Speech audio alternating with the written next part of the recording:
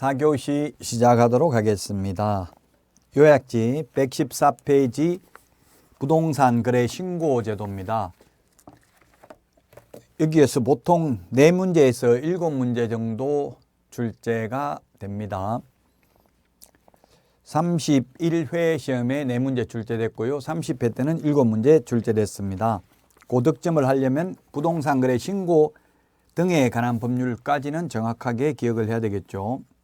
이게 2017년도에 부동산 거래 신고에 관한 법률, 외국인 토지법, 국토의 계획 및 이용에 관한 법률에 있는 토지거래 허가제 3개가 통폐합되어서 지금은 부동산 거래 신고 등에 관한 법률로 시행이 되고 있습니다. 자, 먼저 용어 정의를 보도록 하겠습니다.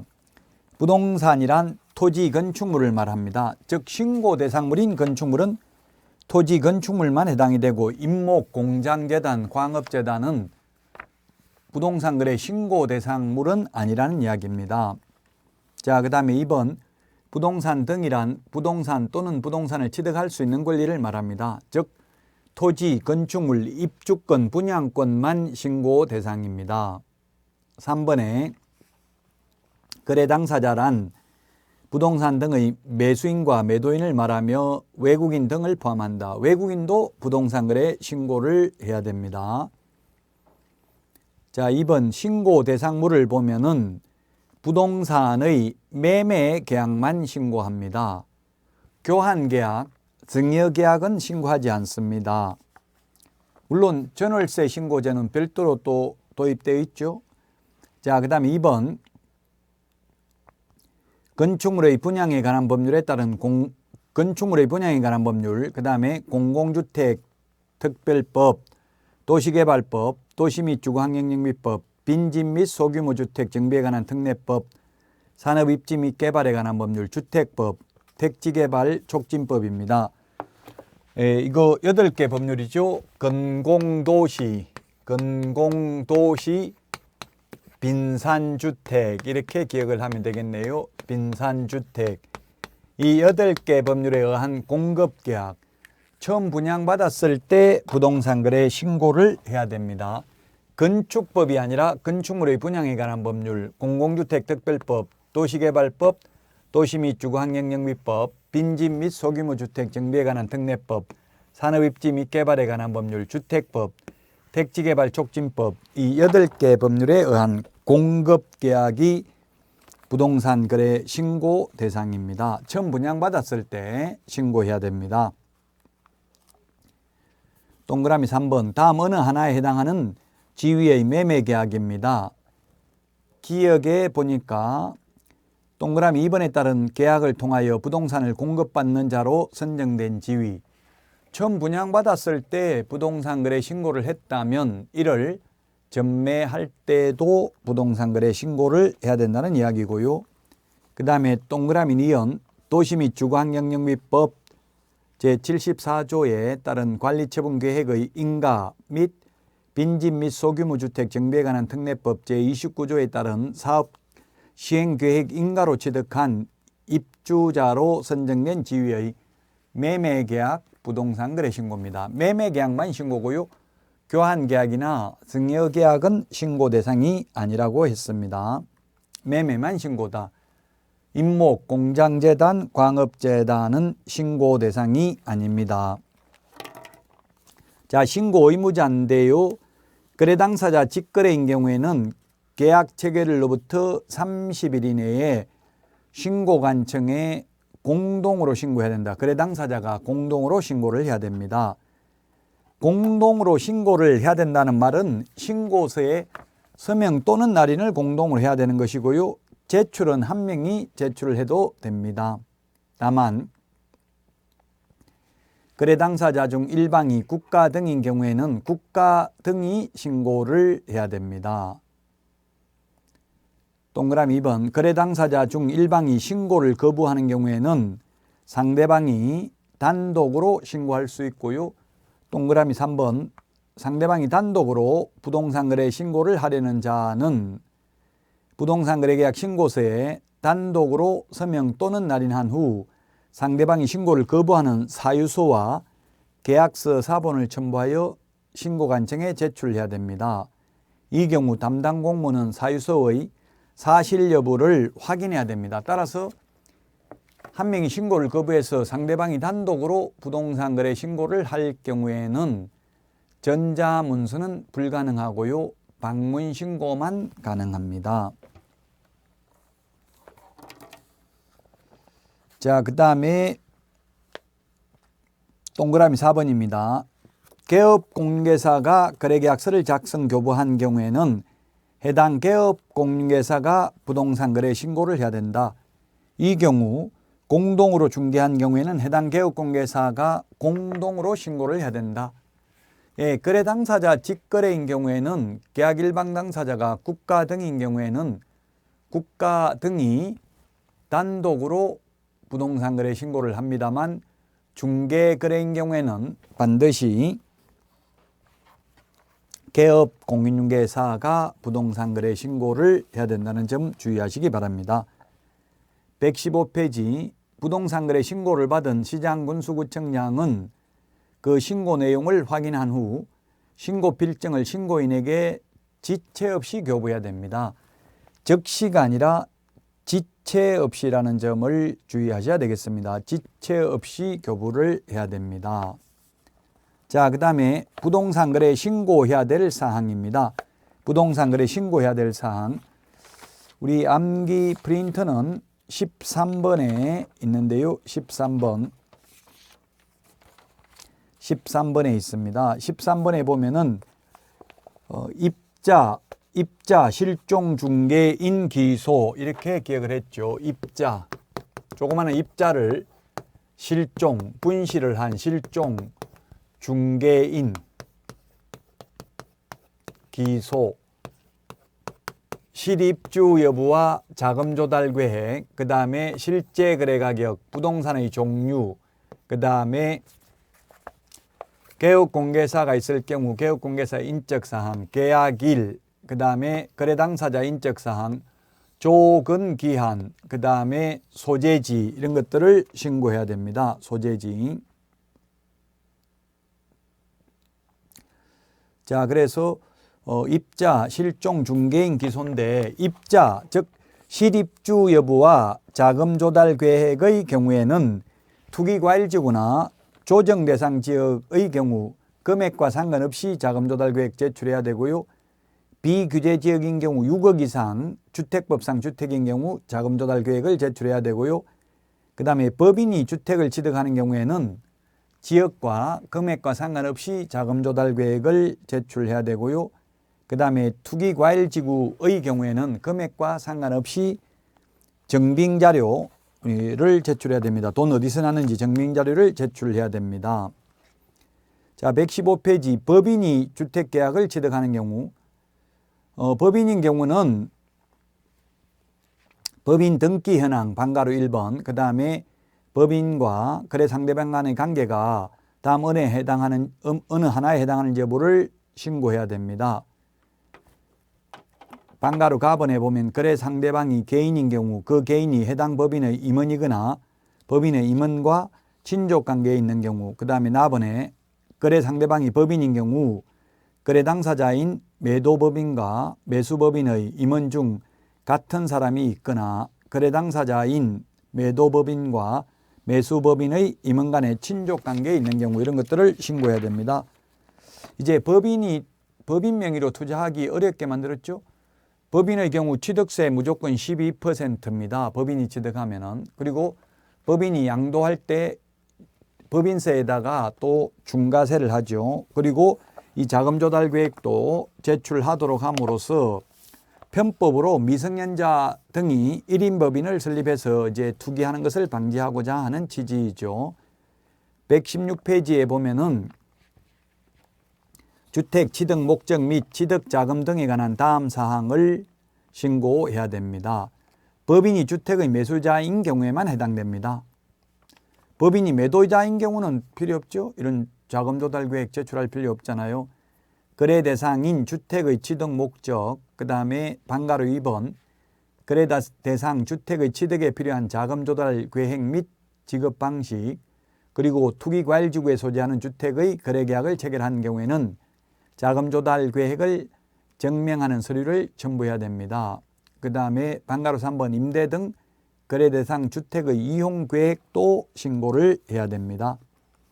자, 3번 법인 외의 자가 6억 이상인 주택을 매수하거나 규제지역 주택 매수 당사자 중 국가 등이 포함되어 있는 경우는 제외한다.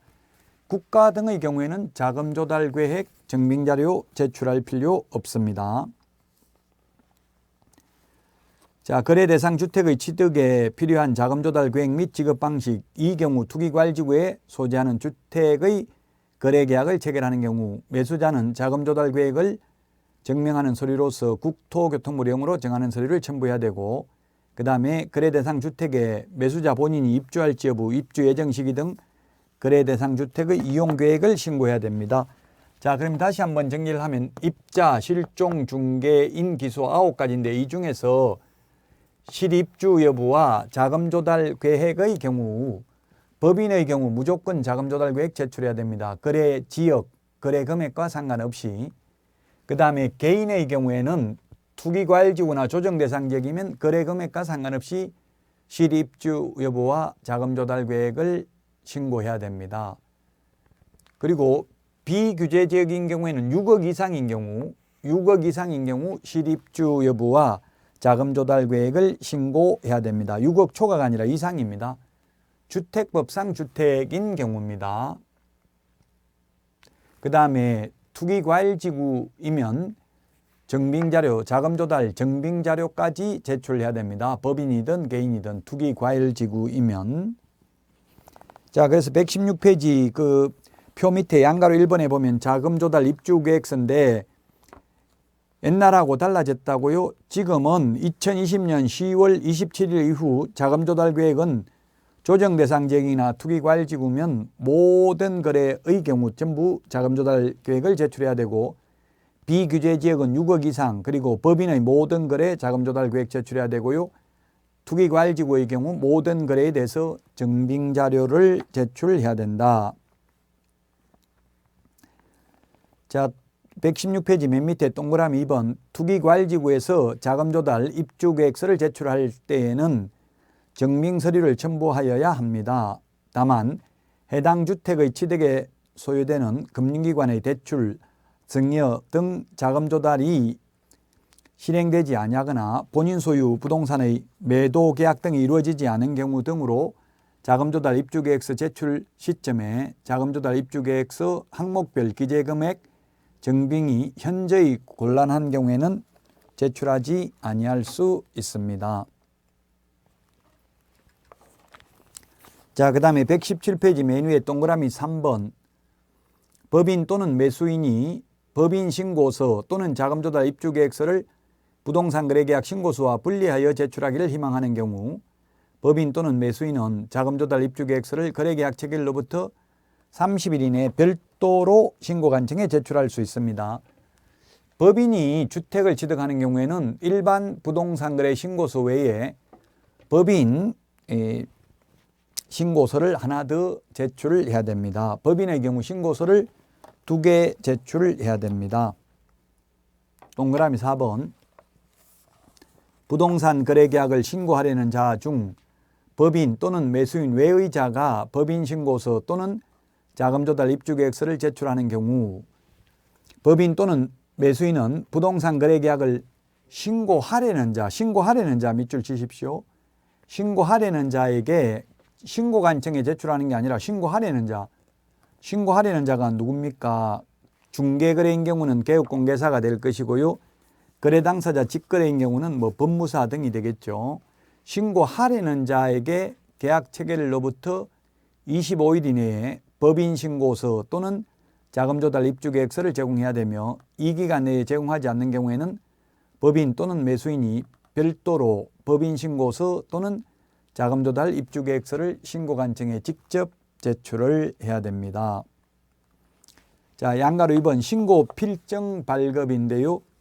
신고관청은 부동산 거래계약 신고서가 제출된 때에 신고 필정을 발급합니다. 자금조달 입주계획서를 제출해야 하는 경우에는 자금 조달 입주 계획서가 포함된 신고서가 제출된 때 신고 필증을 발급합니다. 신고 필증은 즉시가 아니라 지체 없이 발급하는데요. 따라서 자금 조달 계획 제출 못하면 신고 필증을 받을 수 없고 소유권 이전 등기하려면 신고 필증이 있어야 되죠. 자, 그 다음에 5번에 신고 방법입니다. 양가로 1번 신고서 제출인데 동그라미 1번 부동산 거래계약을 체결하고 해당 거래계약을 신고하려는 거래 당사자는 부동산 거래계약 신고서에 공동으로 서명 또는 날인하여 신고관청에 제출해야 된다. 신고서에 서명 또는 날인은 공동으로 하는데 제출을 반드시 공동으로 해야 되는 것은 아닙니다. 제출은 신고서 서식에 보면 1인이 제출을 하여야 한다라고 되어 있습니다. 한 명이 제출해야 된다라고 되어 있습니다. 서식에는. 근데 반드시 한 명 해야 되고, 그럼 제가 국토부에 2명이 같이 갔는데 그럼 한 명 숨어 있어야 됩니까? 물으니까 꼭 그런 취지는 아니라고는 합니다. 어쨌든 제출은 한 명이 해도 되지만 신고서에 서명 또는 날인은 공동으로 해야 됩니다. 2번 단독으로 부동산 거래계약을 신고하려는 국가, 지자체 등의 경우에는 단독으로 서명 또는 날인하여 신고관청에 제출을 해야 되고요. 동그라미 3번 신고하러 가는 사람은 대리인이든 본인이든 신분증을 보여주어야 합니다. 동그라미 4번 부동산 거래계약 시스템을 통하여 부동산 거래계약을 체결하는 경우에는 부동산 거래계약이 체결된 때 부동산 거래계약 신고서를 제출을 한 것으로 봅니다. 소위 전자계약서죠. 따라서 전자계약을 체결하면 따로 부동산 거래 신고할 필요 없고 해제 신고할 필요 없습니다. 그리고 확정일자도 시스템에서 자동으로 부여됩니다. 그렇다고 전자계약서 작성해서 하면 등기 신청한 것으로 보지는 않습니다. 등기는 별도로 신청을 해야 됩니다.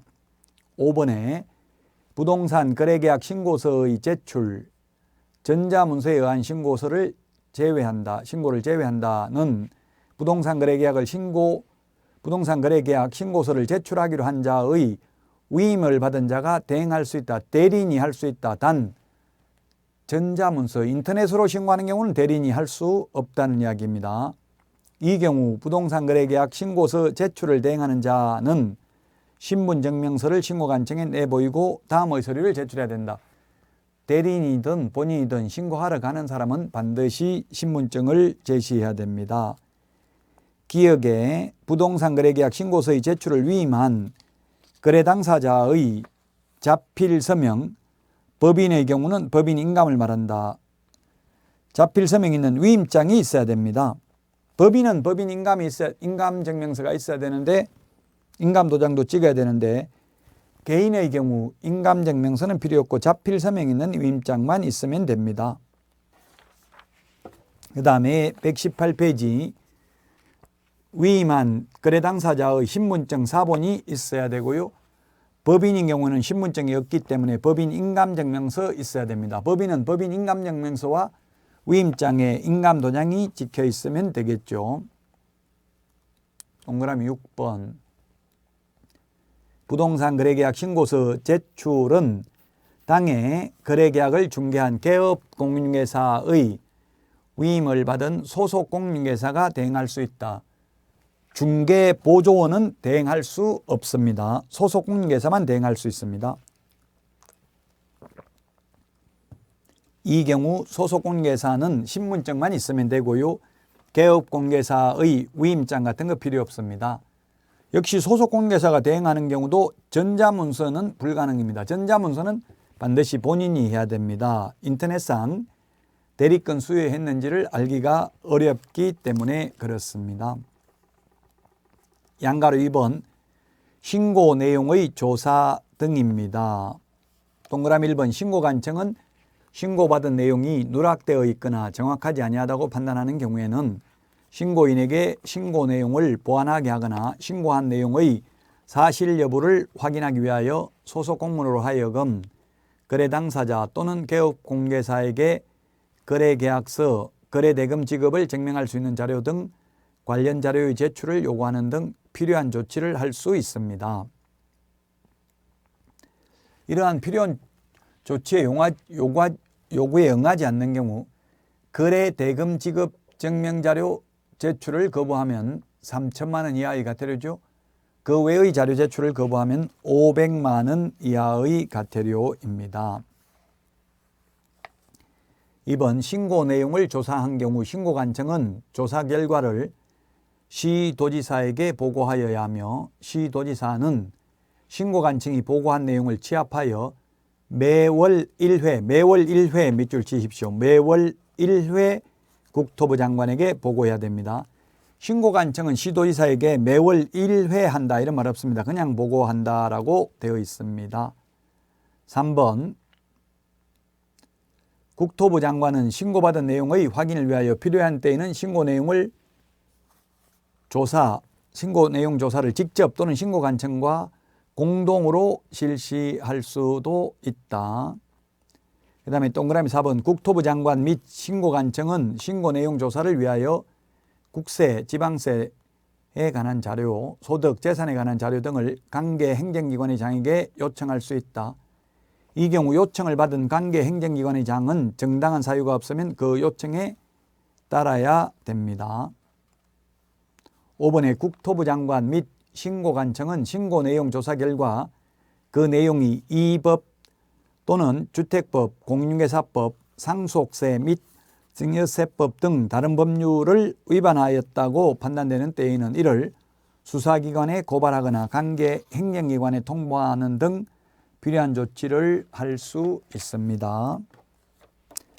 자, 여기까지 하고 119페이지 해제 등의 신고부터는 쉬었다가 하도록 하겠습니다. 쉬었다가 하는 게 아니고 다음 시간에 다음 주에 하도록 하겠습니다. 여러분 수고하셨습니다.